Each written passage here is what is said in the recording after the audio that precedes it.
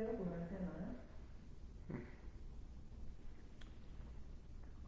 think we're 1 minute out, so we'll be ready in just a moment.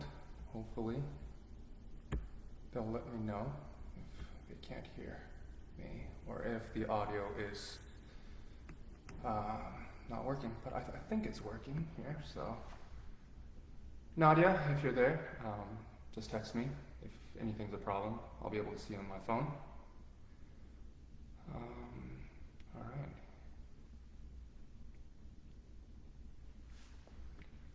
Let me see if I can pull up chat.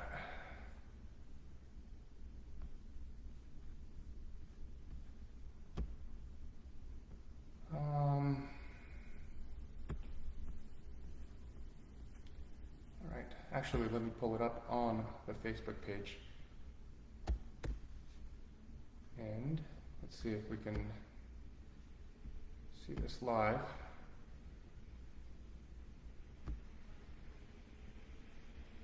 All right, I think it's working. Is it working? Yeah, it's good. All right. Okay.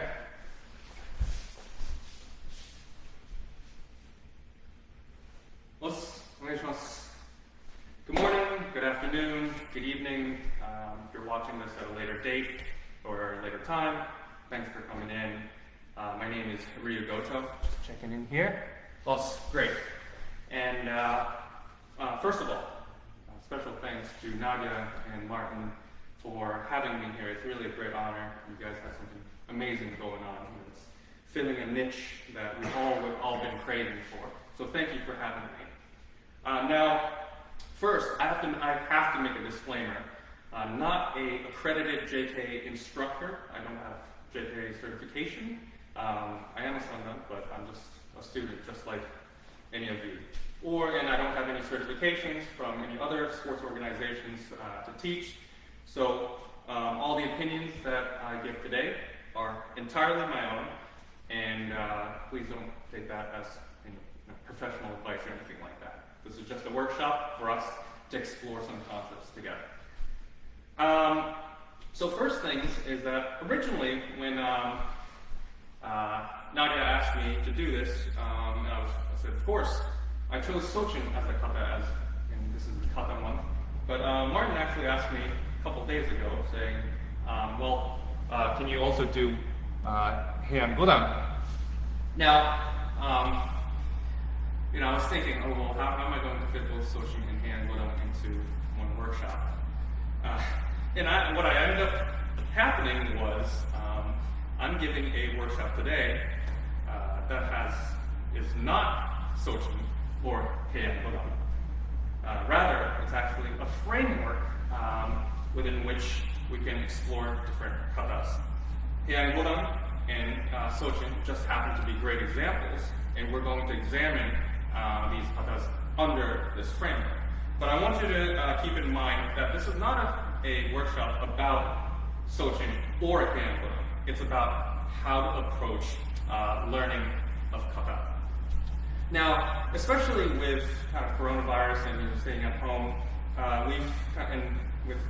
in karate at home, we have big opportunities. It's opened huge doors for us to learn remotely. There's a wealth of information, senseis around the world, athletes, karateka, coaches around the world giving seminars, and you could, tune into all of this. And but this can be a double-edged sword. What I mean by this is that there's so much information, so much valuable information, but sometimes that can be itself can be overwhelming. It can be a little too much. It's kind of like having too many options on a menu and not knowing what to choose and kind of becoming discouraged. So how do we organize all of this information into kind of a digestible form? This is what I wanted to focus on. And it doesn't have to be about online learning or anything like that, and it can apply to both beginners and more experienced karateka. It doesn't really matter. But the central question I think we should always be asking ourselves when we undertake a new kata, or we're revisiting an old kata, is why kata X? Now you might be thinking, what the hell does that even mean? And kata X just means any kata of your choosing. Today it just so happens to be Sochin and Heian, but it's kata X, whatever you're working on. If you don't know what you want to work on, just choose one. If you don't, great. Now, this question itself is a very kind of open-ended question, right? So it's why this kata? And I want you to think of this as kind of a, you're putting it in the search engine and you have a drop-down menu. And we're going to choose from a number of options, lenses I call them, to examine these katas. So, to take a couple examples of different lenses, there's the academic or historical lens. How has the kata evolved over time? How does it look in, how does it perform? How does it work in other styles, if it exists in other styles? The self-defense lens. So there's bunkai. Are you training? Do you want to train this to, be practical? That you can actually use this in real life situations in combat? Fair enough. Are you looking at this at a fundamental, kind of a body mechanics lens, so that you're trying to learn how to better your fitness in your body so that it moves better in a particular way? Or perhaps you want to look at it through a philosophical lens. What does this all mean? What does this kata represent? And then lastly, but not least, there's the performative lens. Today for Sochin, I'm going to focus just on the performative lens. I'm going to select this, and we could have selected from any number or any one of these sort of options, drop-down options, but we're going to isolate just the performance aspect. Now, when we think of kata and karate in general, and how we practice karate, I want you to think of karate as a kind of a multi-dimensional space, just a space. And you're kind of thrown into the middle of this space, and you have no direction. You don't know heads or tails, up or down or whatever. You're completely directionless. We're assuming that you at least know the motions themselves, the sequence of motions for the kata itself, but not much beyond that for this case only. So you're thrown into this space, and in order to orient yourself, to give yourself coordinates, there are axes. And these are the axes, say X, Y, Z, whatever. These are the axes by which you orient yourself. And in karate's case, these axes are these lenses, whether it's academic, self-defense, etc., or performative. Now, one caveat here is that these axes aren't completely independent. They're very interdependent. They kind of, if you examine a kata through one lens and then another, they kind of cross-pollinate and they inform the other. But we're going to attempt, for just today, to isolate as much as possible so that we're looking through the kata through one lens so that we can simplify things and we can digest it easier. We can break it down into its constituent parts. Now that we're ready, let's take Sochin as an example. We ask our first real question, which is, why Sochin? What are the common versus unique features of Sochin? So, what I mean by that is, what makes Sochin Sochin? What is it? How is it different from any other kata? Why did you choose Sochin in the first place? For common features, they're common features, but they're worth mentioning because they're common throughout all the different katas, and therefore it follows that these are fundamental concepts. Now, all of this actually, by the way, is on the outline that I uploaded. If you look down in the previous posts, if you're at a computer, maybe you can kind of follow along both with the video and the outline here. Getting back into it, so the common features are, say, contrast. take, for example, the three main tenets as we accept them as sort of axioms of karate. Tai no shinshuku, expansion, contraction of the body, waza no kankyu, which is sort of fast and slow of technique, and shikara no kyojaku, kind of a focus versus relaxed of power. I mean, this all kind of can be rolled into one, right? Which is essentially contrast. Other than that, there's precision, attention to detail, stability, control, all these things. It's pretty self-explanatory. Now we move to unique features. What are the unique features of Sochin? Right. So, and the list can get pretty long if you allow yourself it to get pretty long. You can keep writing down what you think are unique features. But at first, at least, I want you to choose 2 or 3 defining features. I'm going to give you what I chose today. These may be different from what you choose, but that's totally okay. This is an example. The first feature is the structure of Sochin. What I mean by that is it's a pretty darn short kata. It's very concise. There are not too many kind of different techniques. In terms of techniques, it's pretty concise as well. In terms of absolute length, it's pretty short, even within the Shotokan advanced repertory, especially if you compare it to other styles. It's very, very short. And for the purposes of actually today's exercise, it's perfect because it's easy to come up with a narrative, an overarching kind of storyline, the big picture of the kata. The danger of short katas is that because it's short, you have advantages. It's easy to create this narrative, but on the other hand, you have a limited number of techniques to make a difference. And if you screw one of them up, it magnifies the effect of that screw up, exponentially, compared to say a long kata where you can kind of fudge one or two movements, and people will forget about it. Okay, moving on. The second unique feature that I selected were the wide turns. What do I mean by the wide turns? Now, these are 180-degree turns. So, for example, you have after the first, I'm going to pull back here. After the first set of techniques, so 1, 2, 3, 4. There's a short turn. 4, 5, 6, 7, 8.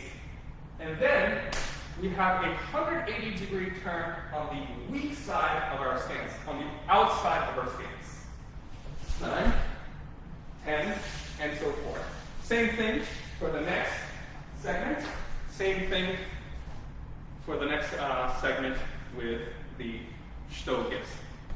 So these turns are, I think, pretty unique because there are a lot of them in this kata. You can see it, in some basic katas, kind of sprinkled here and there, but there are a lot of them. Specifically, there are actually at least 3 of them in Sochin. The last, again, but not least, defining feature of Sochin is, you guessed it, Sochin stance. Without Sochin stance, there's no Sochin, and without Sochin, there's no Sochin stance. I mean, there's alternate names. People call it fudodachi. These are murky waters, and we'll get into this. But Sochin stance is pretty unique in that you don't really see it in other katas anywhere. In some kind of newer, more modern katas, incorporated, with other different senseis and kind of newly created katas. Maybe conceivably you can say in Shinte there's a little bit of Sochin stance, kind of, sort of, but by and large, Sochin stance is concentrated in Sochin as a kata. So by definition, it follows that this stance is very, very important. Now, in terms of structure, if you have, again, the outline with you, you'll see that I've kind of laid it out for you here as an example. And if you're watching this at a later time, I want you to pause and take your time to do this. I want you to lay out all the techniques in sequence. There are 40 techniques according to the JK. Some styles and some kind of denominations might define it a little differently. That's totally fine. 40 techniques, and I want you to sort of lay it all out, and I want you to start cutting them down and annotating the specific parts of interest that you think are important. Now, I'm going to go through the kata slowly, so that when I'm going to give you exactly where the breaks I think should be are at. So, we're starting for yoi. And again, from day to yoi, that's an entirely different ballgame. We're going to put that aside for now. Each, ni, san, shi. Segment 1. Go, look, see. Hutch, ku. Segment 2. Just. Ich. Ni. San. Shi. Segment 3. Let's take a break here and make sure, instead of proceeding forward, let's kind of parse through this first. What we immediately see is that segment 1, 2, and 3 are very similar. This is obvious to anybody who does the sequence. It's very similar. However, there are some key differences. We have 2 slow movements in the first segment, ich and ni, versus only 1 in this one. These are the 1st, 2nd, 7th, and the 12th counts of the kata. Okay, let's keep moving on. So, we finished at the 14th count, 15, 16, 17, 18, 19, 20. These are 2 segments interrelated to each other. Now, 21, 22, 23, 24, 25, 26. Did you notice anything weird there?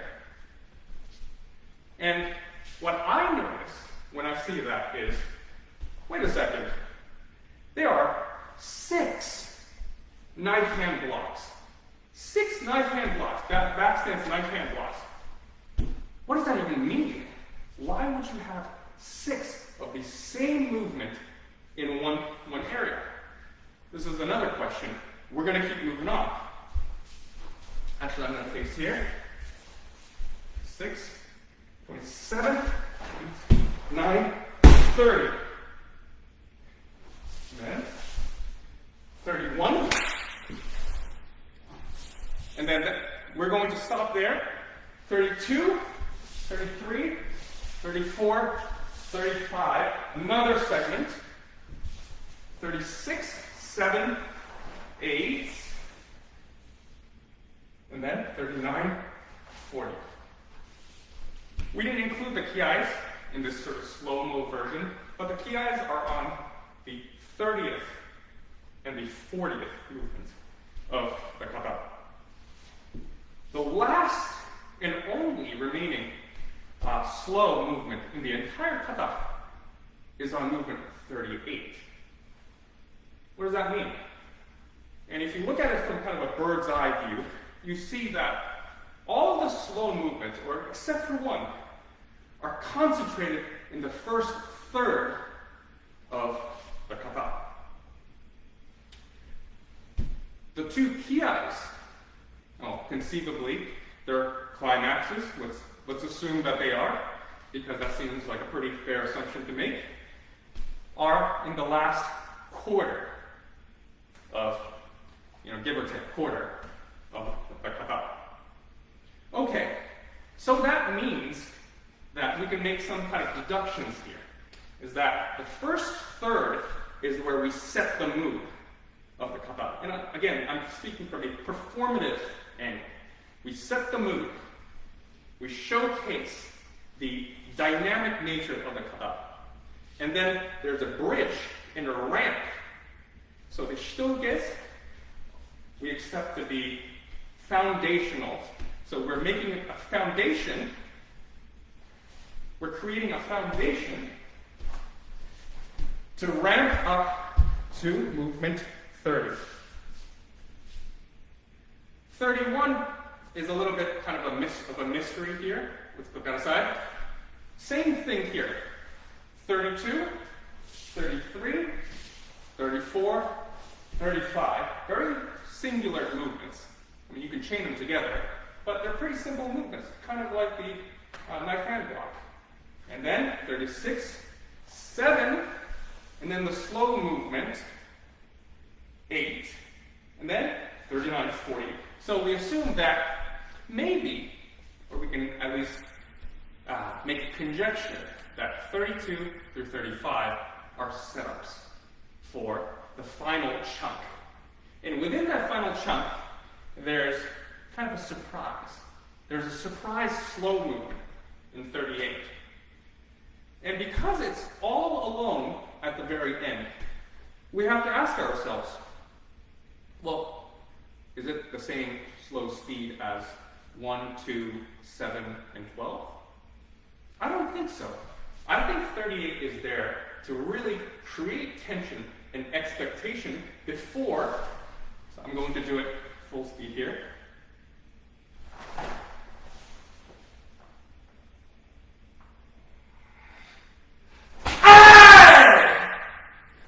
To create explosiveness in 39 and 40, and to highlight that explosiveness. Kind of going back to the common theme of contrast. So these are some of these sort of obvious kind of things that you can see when you outline it. There are different ways you can outline things. Say, there's imbusen, right? You could draw an imbusen diagram, say, well, it goes forward, goes another one here, goes left, left, left, and then it goes right, right, right. And you could kind of do it like that too. It doesn't really matter. And what matters is that you start by organizing. You start by dividing the kata into manageable chunks. And then, from the macroscopic view, we start moving smaller and smaller. We zoom in onto the microscopic level. And I wish we had more time to really get into sort of the nitty-gritty, but you can see where this leads, right? So let's move on to the second unique feature of Sojin. Okay, so these are the turns. Turns are between 9 and 10. If you see me, I'm actually looking at my whiteboard here. I haven't actually memorized all this, don't worry. 20, 14, and 15, and 20 and 21. Now, the one I want to focus on first is the one between 9 and 10. What I mean by this is this. 1, 2, 3, 4. First segment done. 5, 6, 7, 8 down. This turn, we have a 180-degree turn. 10. 1, 2, 3, 4. Sorry, I'm kind of backtracking here. I'm trying to be within the camera here. So, in any case, what's going on here is that it breaks up the symmetry of the first 3 segments in a problematic way. What I mean by that is specifically is, well, you have the first segment going forward. Second segment is a 90-degree angle, right? So from here, it's 90 degrees. Simple enough. But after the 9th movement, you have a 180-degree turn. And, okay, well, say you're really good, and you can do this turn extremely explosively and instantaneously, powerfully. It's a great way to showcase athleticism, power, control, balance, sort of being able to, it's one of the few areas in Sojin where you're actually just showing what your body can do in an athletic way, in the strict, kind of in the more, not the strictest sense of the word, but you get what I mean here. However, no matter how fast you turn 180 degrees, it's never going to be as fast as a simple 90-degree turn between 4 and 5. Okay. Well, we have two choices here. This is a problem. This is a problem because, well, it's supposed to be all nice and symmetrical, but we have an asymmetrical element. So, do we accept that? Do we accept it and say, well, it's supposed to be asymmetrical? So that what we do is we showcase the 90-degree turn as explosively as possible, and then showcase the 180-degree turn as explosively as possible, but accepting that there's going to be roughly, and this is kind of a gross oversimplification, but say twice the angle, twice the delay in execution of the technique. And if you're okay with that, I'm okay with that too.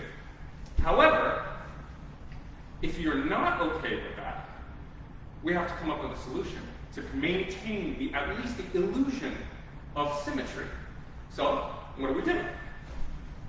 Because there's a delay between the finish of the previous movement and the next movement, called ma, right, the space in between movements. We can manipulate that.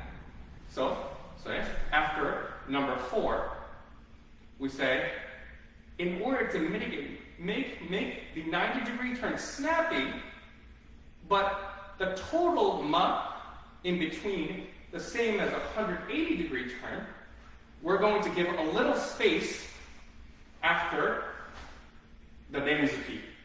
Number 3, 4, we're going to wait a split second before 5. And then, but for 6, 7, 8, 9, we're actually not going to wait. We're going to say 8, 9, 10. And in this way, you can maintain, it's kind of a hack, but you can maintain the illusion of symmetry. So these are some things to consider, and this is kind of going to the attention to detail part too, you know, the common factors that we were talking about.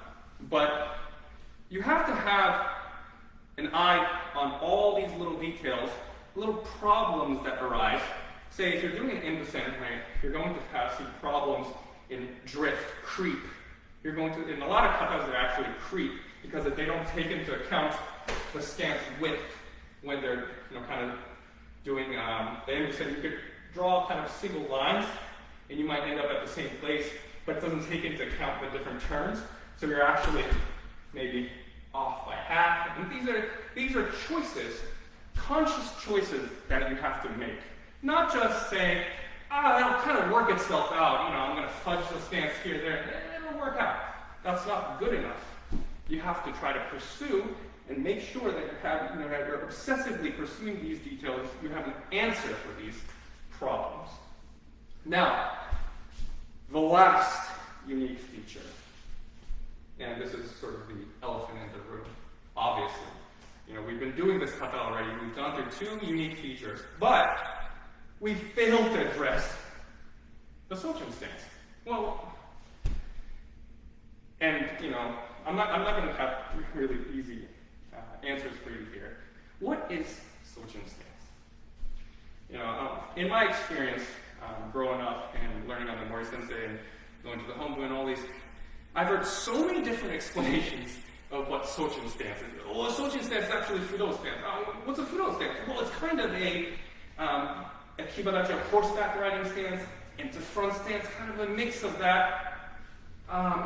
It's bent, it's 45, 55. No, it's actually 60, 40. I've heard so many different versions. And I'm not going to get into the literature of it too, but you can look at videos of masters doing it, you can read the literature. There's no real consensus, I found, on any you found a consensus. Hope you let me know in the comments section here.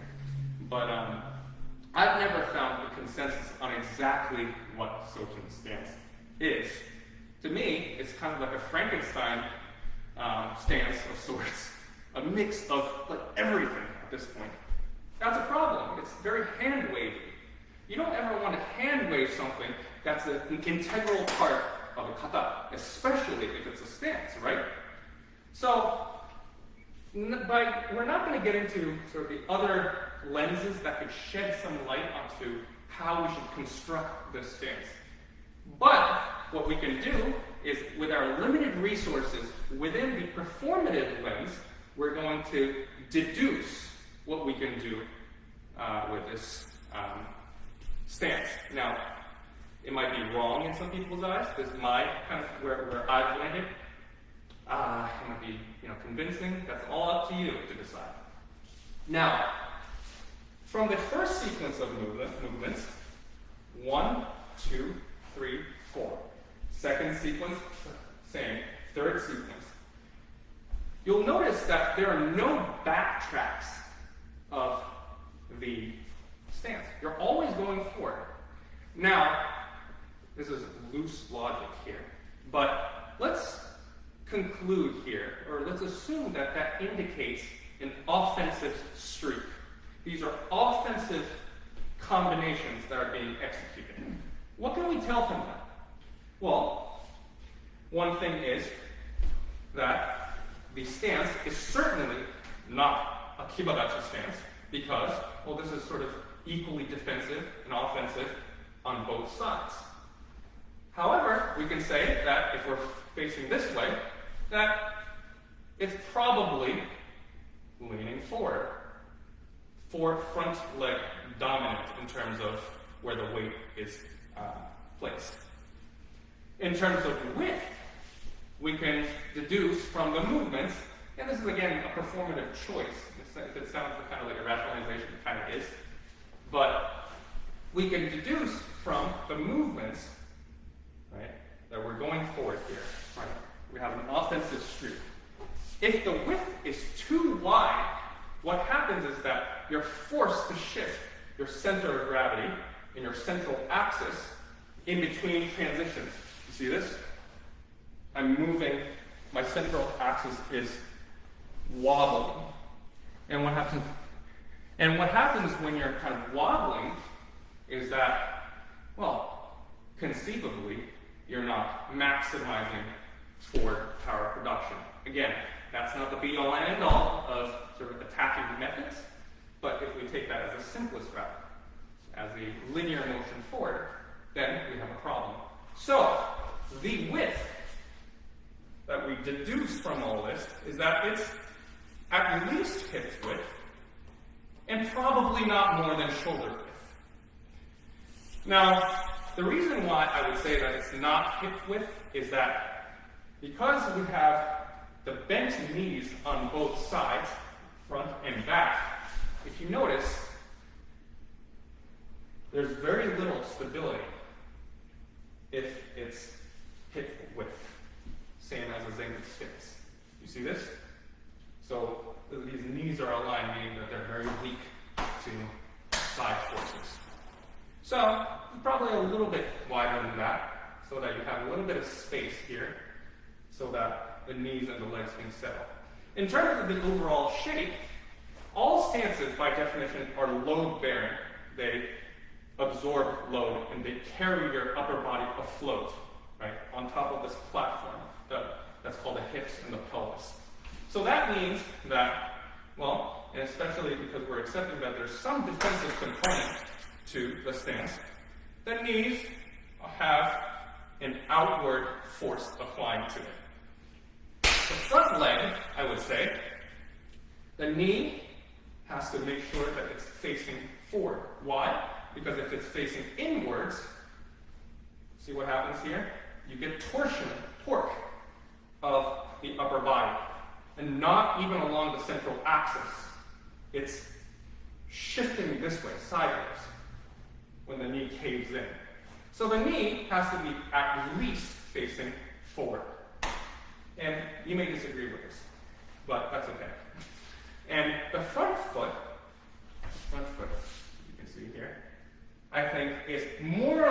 facing forward, maybe 10 degrees in. Why? And I wouldn't say that it's actually as the sort of old traditional, some of the old traditional maps would say that they're parallel. I would say it's not that, because that severely impairs motion forward. It's like hitting a speed bump over here, right? So you're going to have to rotate your leg outwards before you can move to the second motion. So to make things easier, I would say, yes, you want an inward component so that you have a little, kind of when you build an arch, right? Arch along these knees. But the front foot is facing more or less forward so that you can easily move forward. Other considerations, back knee should not be facing outwards, as some people might say. I disagree with that. Why? If you can see from the side here, I'm going to do it with the knee facing outwards, okay? Actually, let's do it this way. It's a little better to show. Now I want you to carefully watch this knee, which is going to become the back knee. Do you see what happened there? During the transition and toward the end of the transition, the knee was popping outwards.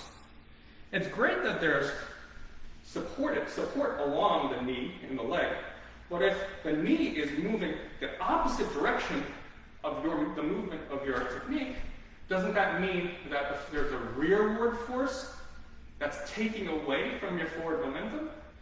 Something to think about. Okay, so enough of that. So we have kind of explored on a very rudimentary level the three unique features. Let's try to train them together. And if you're in a dojo setting right now, and I'd like you to keep this in mind, all these things that we just talked about. Maybe you've mapped it out in front of you and consulted. Let's do Soji.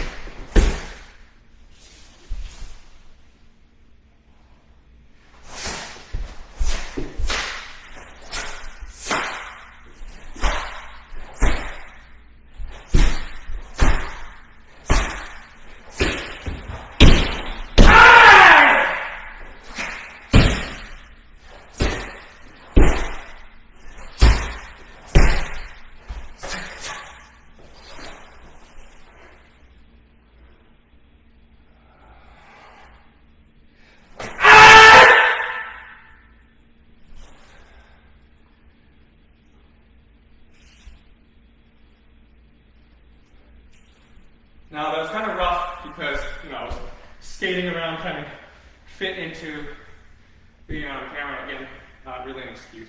But anyway, I hope when you were doing that, you were thinking about, well, how am I organizing this kata from a performative angle? And going back to sort of the concepts that we were talking earlier, you could do this conceivably from an academic lens, of self-defense fundamentals, any kind of lens. Important thing is to start big, by organizing, and then identifying the points of interest. Create a framework, break them down into their constituent parts, and then start picking at them. It's like kind of like when you have a steak. You're not going to, well, maybe you would. I would try to eat the whole steak in one go. No. You cut it into bite-sized pieces.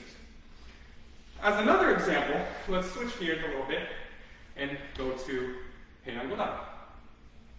Well, you might think, oh, well, why are we going back to Heian Godan after Sochi, not the other way around?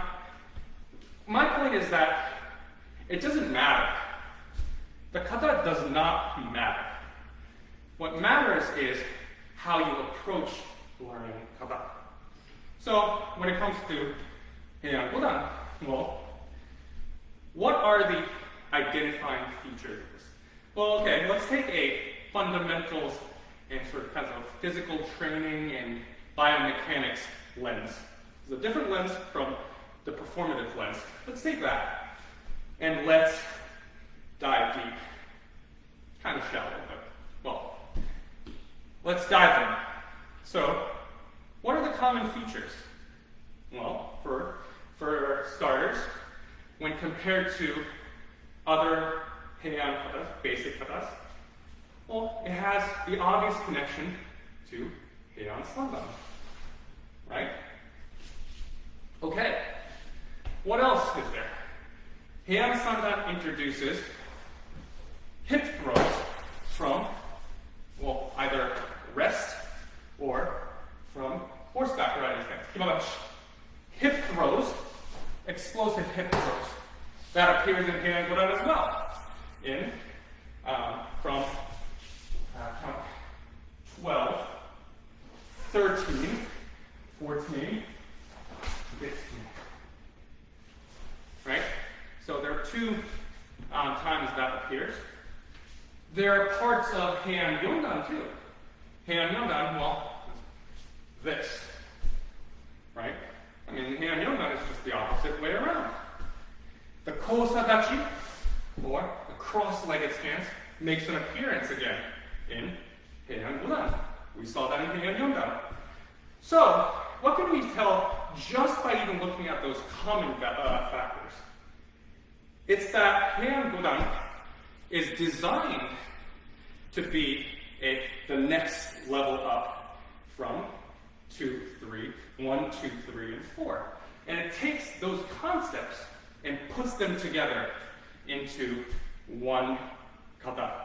I mean, if you think about it, it's pretty obvious, right? It's called Heian Godan for a reason. There's Heian Yondan, Sandan, Ni 2, and 1. So it follows in a series. So it's pretty obvious. Okay.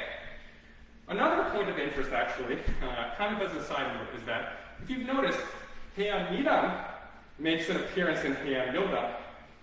Heian Sandan makes an appearance in Heian Godan. Is that a coincidence? A historian, somebody who really knows their history about kind of the Okinawan origins and, Funakoshi Sensei and Dosanko and all these historical roots might be able to tell you more. But from my limited knowledge, I think it's a masterstroke because you learn a concept in one kata, you let that kind of, you scratch the surface. Maybe you get it to half level. You forget about it, put it aside, do the next kata. And then you revisit that previous concept in Heian Yondan, and then revisit this next concept in Heian Godan, but with added complications. Now, so these are the complications that I like to get into. The complications in Heian Godan are what make Heian Godan unique. So, for example, the first sequence, 1, 2, and 4, 5. So, what I mean is this: 1, 2, 3, 4, 5. Why is this so difficult? Why is this any different from Heian Sandan in 3? Because while you have the same first and fourth movements, the uchiuke, back stance, kokutsudachi, kokutsu, uchiuke, you have to immediately follow that up with a reverse punch in back stance.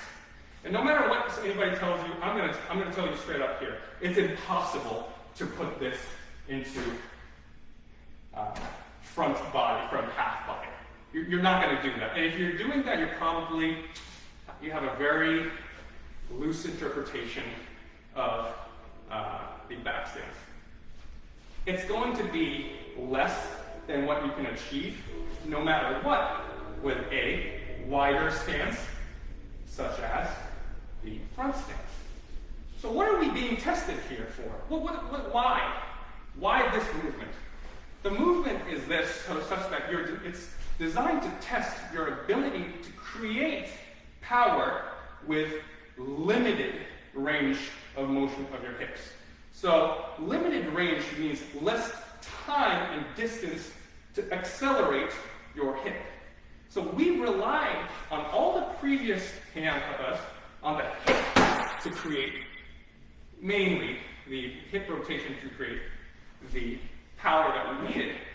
And now they're taking it away from us. They're taking it away from us in Heian-guran and saying, we're going to give you just a little bit. Just a little bit. But we have to make do what we've got. So, how do we create power? Aside from the fact that, yes, you're going to try your best to create this kind of hip motion, what we do is we also use the upper body muscles.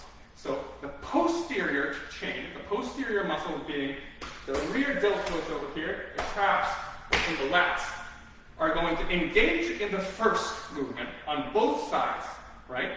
And the core is keeping it all stable so that you don't have weird flexion like this. But for sure, your shoulder blades are being pulled back, and down. And the traps are also stabilizing as well, right? And then that's the posterior chain. Now, the anterior muscles, the pectorals, the front deltoids, and all this core here, and the serratus muscles here, are going to engage to contract. And again, the core is going to prevent you from collapsing in. So, what we do is the posterior chain, posterior meaning everything from the glutes and up, but we're just going to use the upper body here, posterior muscles, anterior muscles, together in tandem with rotation of the hip. And the challenge is we have to do all of this at speed. It's kind of easy. Well, it's not easy, but it's much easier if you separate it into 1, 2, 3, 4, 5, 6. That's pretty easy. But once you try to chain the first two together, you're going to get a lot of whipping motion in this arm. You're not going to complete the first motion before you try to execute the second one. Let me show you some bad examples. That might have looked snappy, but if you notice, there was no completion of the first movement. It was literally just throwing out the front arm, half-assed kind of contraction of the posterior muscles in the back, and then execution into the second movement. While it might look snappy, it's a shortcut, and it's missing the crucial point of one of the crucial points, defining features of this kata. So, keep in mind, again, this is built off of Heian Sandan with an added twist. Now we're going to move to the next set that I think are also defining. Again, it's 1, 2, 3, 4, 5, 6, 7, 8, and 9. So 8 and 9 poses another unique challenge. It's that, well, a lot of people will show you and say, well, you use your hips, and you reset your hips, right? So let me show you what I mean by this. You see this kind of movement. It looks nice, but the problem is you're not really adding anything of real value to the movement of the upwards Jodan cross block, X block. Why? Because this kind of turn isn't really creating any vertical motion, down or up. Mainly, it's going to serve to squeeze and make sure that your stance isn't wobbling. It puts it all together. But the main forces that are acting upon the downward motion are the core again, the back, traps, delts, lats, and pectorals, squeezing these two together. And then it's the expansion of the rib cage, the serratus muscles as well, the deltoids contracting, and the traps raising the shoulders up, and the diaphragm expanding. What I mean is this. It's an upward motion. So you expand, and you lock in the deltoids, and you open your diaphragm here, right? All of this. So that's how you're mainly creating power. All of this is just kind of an added benefit to the second component of 8 and 9, which is the fact that you're in a much higher stance. We don't really see much of that in the other Heian thrust. We don't see elevation and kind of descending and elevating your stance. So we don't really see that much. So the idea is to be able to create hime while you're propelling yourself upwards and have stability. Right? So this is a unique challenge.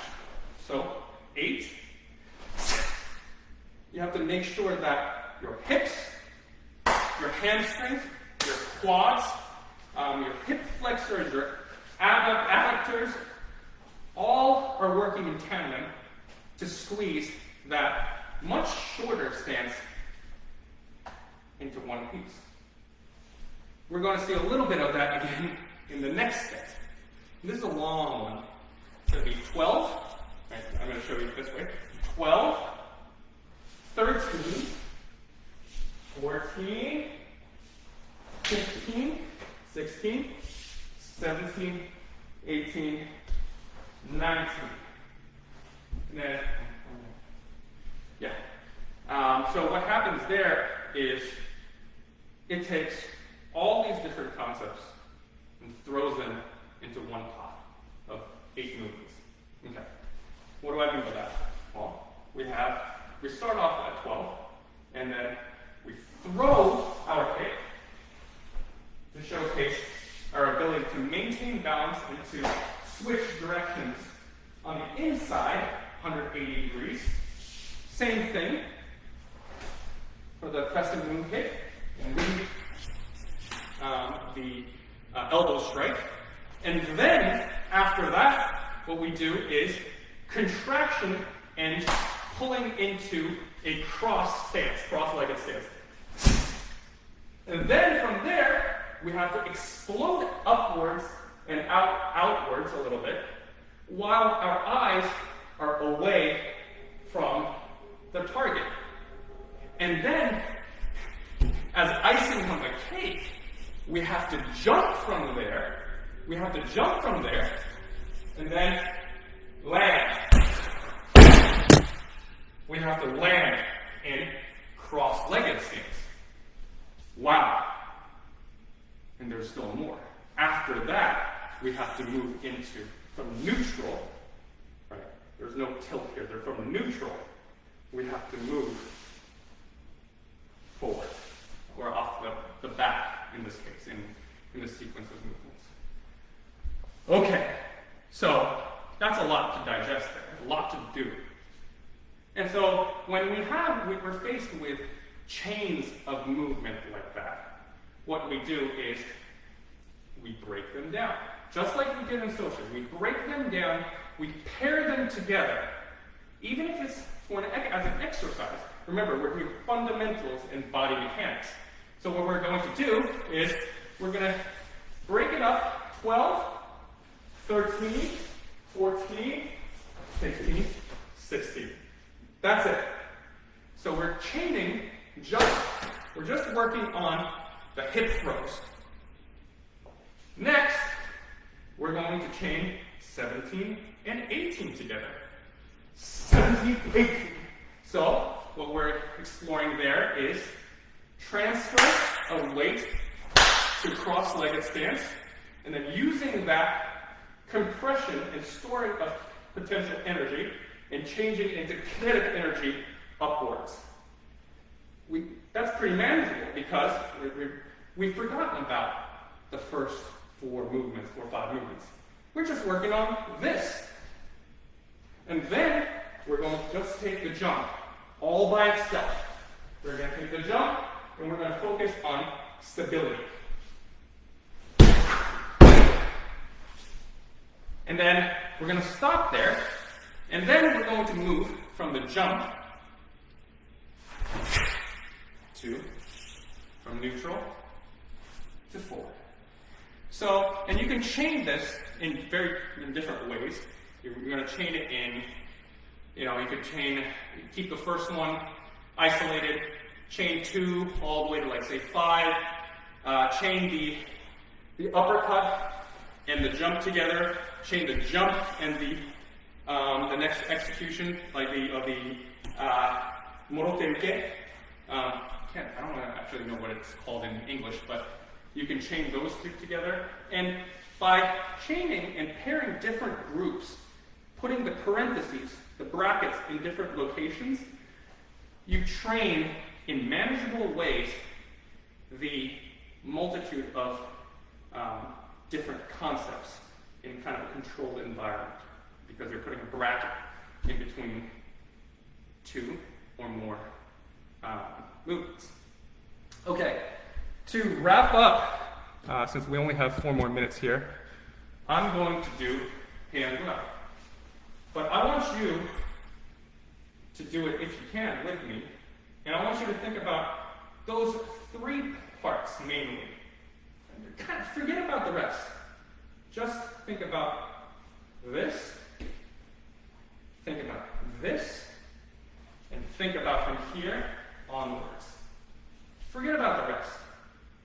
Just focus on those 3 elements for now. Ready?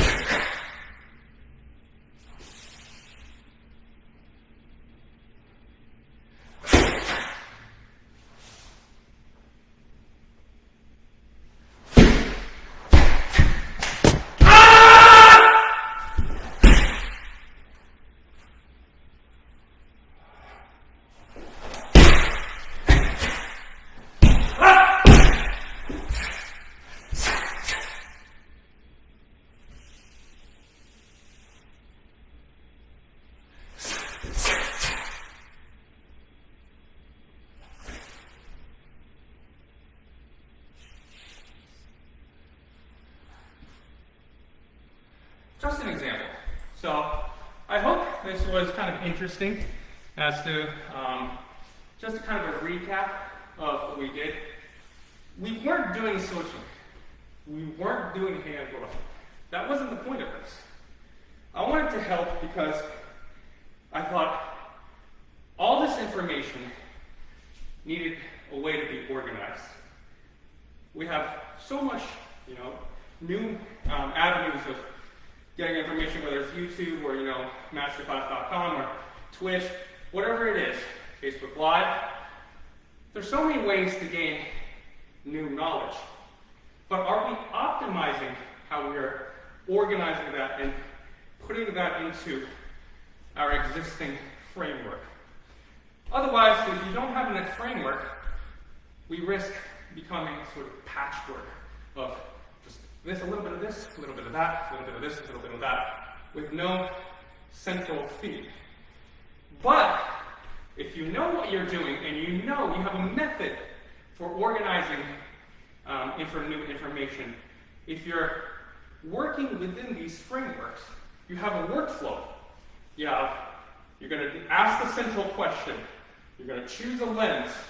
You're going to break it into its common and unique features. and you're going to organize all of that information within that. And it's really all just plug and play. All that new information that you get is plug and play into your existing framework. And you can decide then whether you like it, you don't like it, it makes sense for you, doesn't make sense for you. You discard it, you can keep it. You can use it as a kind of a kickstand to get to a different conclusion. But the important thing is whether you're a beginner or an expert, whatever that even means, is that you're asking the right questions. You're asking the big contextual questions, and you're fitting everything into this. But then again, there's no harm in kind of taking a chill pill and letting inspiration come to you as well. Thanks so much, everyone. I'm Ryu Goto, and let's go on this. If there are any questions, then I can kind of hang out a little bit too. Just let me know. Also, you can send me a message on Facebook. What else? I mean, there's, I would give you my email, but then I would have to give it to everyone. So just send it to me on Facebook messages. I'll try to answer. Sorry, it's kind of like a very trolly looking account. Booga is not my name. My name is Ryu Goto. Booga Ryu is just kind of a joke name. It's kind of a meme. If there's any questions, just let me know. I'll be here for maybe another 5 minutes. If there's no questions, then that's fine too. Well, welcome, thank you. Thanks for tuning in from Taiwan, we've got Germany, we've got the US as well. David, thanks for coming in, man. Thank you. Finland, wow. Good afternoon. Canada, wow. So it seems like all these countries are doing better right now, or are nicer places to be than the US. But I hope you guys are all training well. The reason also why I didn't do kind of like a workout style, okay, yeah, Nadia. The reason why I didn't, Wakai-san, 久しぶりです。ご無沙汰しております。The reason why I didn't do a workout style kind of theme is that I had actually, when I gave a class the other day, a workout, not a class, a workout the other day, a lot of people were saying they like to sort of work out and sweat on their own time. They would rather have these seminars be something where they're kind of gaining new insight into, how to train rather, or different kind of perspectives and viewpoints and things like that. So I hope that was not too bad in terms of I know you guys were probably sweating even if you were following along, but the idea was kind of creating an outline, really, and a framework. Oh, Malaga, wow. And the UK, thanks. Os. Yeah, let's move, right? Exactly. Os. Oh, Jorge, thank you so much. Man, I need to scroll down here first, actually. How do I'm going to scroll down. Yeah, all right. Good. Oh, wow. Is this Tanzania? Wow, in Paris, too. Os, Ecuador. Mucho gusto. Arigatou gozaimashita. Oh, no, I mean, really, it's, again, I'm just learning like you. And there's so much to learn in terms of, there's that whole old mantra that says, well, karate and kata is a lifetime pursuit, you do it for forever. Yeah, of course, it's cliche. It sounds nice too. I mean, but it doesn't mean that we kind of aimlessly wander around, right? There's so much information to go through, so much to improve on. I think we can all benefit from having a little bit of structure in how we study things, especially within our own kind of minds, right? Magama Sensei, I've heard so much about you. I've actually seen videos of you, of your training as well too. I've been to Africa several times, sub-Saharan Africa as well too, but not Tanzania. But I will make sure to drop by your dojo and let you know when I'm in the area.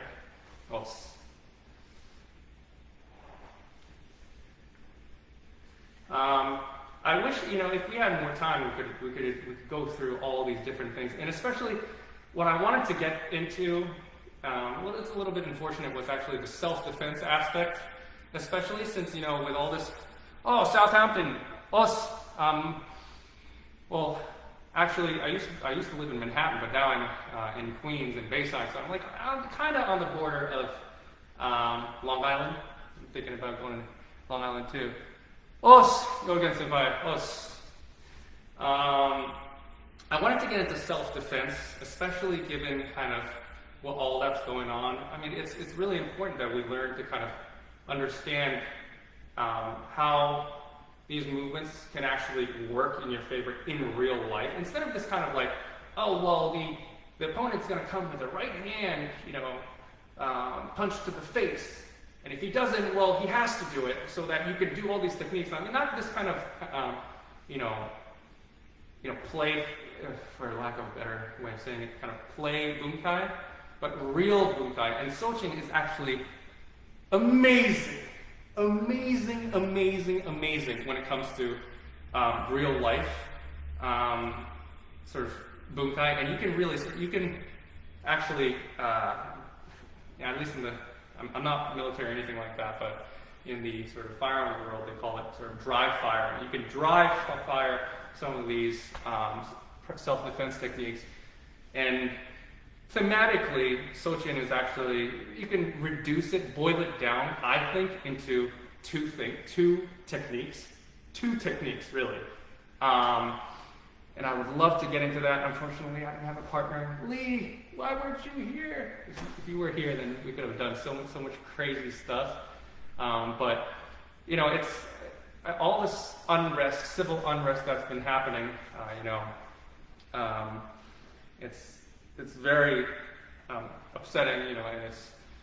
I won't obviously get into the politics of it, but it's a big issue, and a lot of lives are being affected, and more than ever now, it's kind of a reality, a possible reality that we're going to have to defend ourselves, if the time comes. So, actually, Sochin would have been a great example as to training some useful skills in real life combat. Maybe some other day, though. Chris, Lee, yes, us from Russia. Nikita-san, us. In terms of injuries, honestly, I have to say I've been really lucky. But it's interesting, right? Most of the time, the injuries that you have, and I love kumite. Kumite is my thing, mainly actually. It just so happens that I'm not as bad in kata, so I end up doing better in kata, sort of. But kumite is my thing. I love kumite. I love fighting. Bare knuckle. And I hate gloves. I love getting. I know this sounds crazy. I love getting hit. I love hitting. I know. I swear, I'm not a very violent person. But I never get injured when I'm actually fighting and when I know what I'm doing. It's when usually when in the stupidest things, usually outside of karate, that I end up injuring myself. It's a random fall, or I stub my hand or my thumb on a door jamb or something like that. It's funny how these things work, right? When you're actually in the zone, your attention is all the way to your fingertips, everywhere here. So naturally, you're going to be aware of where your hands are going to go. But as soon as you finish, you're relaxed. You're forgetting about everything. And then, the stupidest stuff happens, and then you get injured. So, that's my explanation. I mean, I've never really got injured during karate. I mean, I've kind of popped my thumb out, I've stubbed my finger, my hand swelled up from hitting the makiwara. I still have scars from the makiwara, kind of. Not nearly as much as some other people, but, it comes with the territory, right? What? You're going to do karate and say, I know I can't get hurt. I personally can't live like that. I can't live like that. I would much rather risk it and say, screw it. Hey, look, if my career is over, my career is over. Some might say, you should take care of your career a little bit more. be cognizant of what you have and be aware and be grateful of it. I mean, like what? Let me live my life, right? So.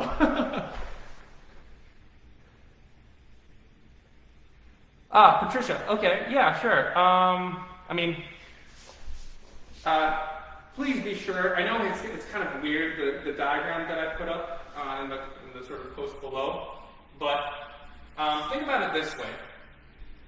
Again, right? This is the sort of the defining movement. You'll see this 4 times, not 3 times, right? Think about this as, and again, this is really getting into the weeds about, how to set your hands and things like that. But make sure you're not tilting this way. The risk is that when you're doing a rising block, you're going to open your diaphragm here. But then because you're doing a downward block, you start getting lopsided. Make sure that doesn't happen. Especially because I don't think this is a attacking type of rising block where you can afford to open your midsection. So keep it tight. Switch in stance. And then, right, this is kind of a knife hand push block, right? And then punch, punch. Next is heian godan, right? Inside block, down block. Same thing again. Now this is the front, this is the left, okay? Your left. Same thing.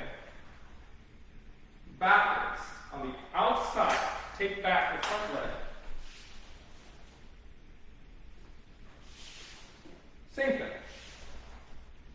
So focus on the first segment, and you'll get the first 3 there. Now, heian yondan, kind of heian yondan, in both directions. Same as, think about heian yondan, okay? And then, turn, again, 180 degrees. And I urge you to sort of look at the diagram. So I can't really show you all the directions, but think about this as heian shodan. A little bit of heian yondan too. 1, 2, 45 degree angle. 3, 45 degree angle. In a V shape, right? There's a horizontal line in a V shape. Kind of. And then an additional one more, and then this. This is a spear hand. Spear hand, not spear hand. Oh my God. I'm speaking like what does it? Spear hand to the trachea here, the windpipe, with a block underneath. And then kick with a front leg, another kick.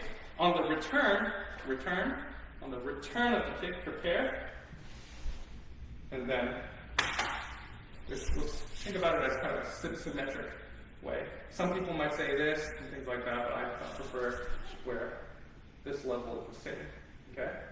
This is kind of a unique movement, but hand goes out, sets the target to behind, hits. This hand prepares, don't let it kind of wave around, kind of sort of no. Set the target, prepare, and then back to the first movement. Inside block, lunge punch. Inside block, lunge punch. Inside block, inside block. Kick. And then this is kind of like in jion, if you know jion, where you're pulling and pushing it out at the same time. Okay. And then punch, punch. Same as in first, second, and third sequences. Sorry, I know this wasn't really the best explanation, but really, I mean, that's how it's organized. Heinz, thank you so much. I would love to, if you will have me. Hey, Maxine. Hey, Val. Balasho Senpai. Os. Thank you. Wow, there really are so many different, from people, everybody from different countries and different regions. I'm really honored. Again, thank you so much. I'll stay maybe for one more comment, one more question if you have any, and then we're going to wrap this up. Again, you can just message me if you think of anything else. So, don't feel rushed to come up with anything now. I will answer to the best of my abilities, my limited experience and abilities. And also, there's some amazing, amazing people teaching tomorrow. So I don't know if there are any more tonight. I don't think so, but tomorrow it's really an all-star class. So if you guys have any time, really check them out. I think Andre is teaching. I think Rachel Kadawar is teaching. We're teammates on the team, U.S. team, and I think Richard Amos is teaching tomorrow, if I'm not mistaken. Sorry if I'm like. I'm trying to, give a shout out to everyone, but then I might be getting the schedule completely wrong. Anyway, be there tomorrow, okay? Be there tomorrow. All right? Patricia, it's great to hear that. Okay, check it out on YouTube, sort of diagrams and start from there. And then again, it's okay if you don't know where to start. And then just pick an entry point. Any of these entry points, and then start kind of wedging your way in. Oh, dude! Andre, what's up, brother? Thank you. Well, I'm going to wrap this up now. Thank you, everyone, once again. Let's have a great weekend. Let's go some of this.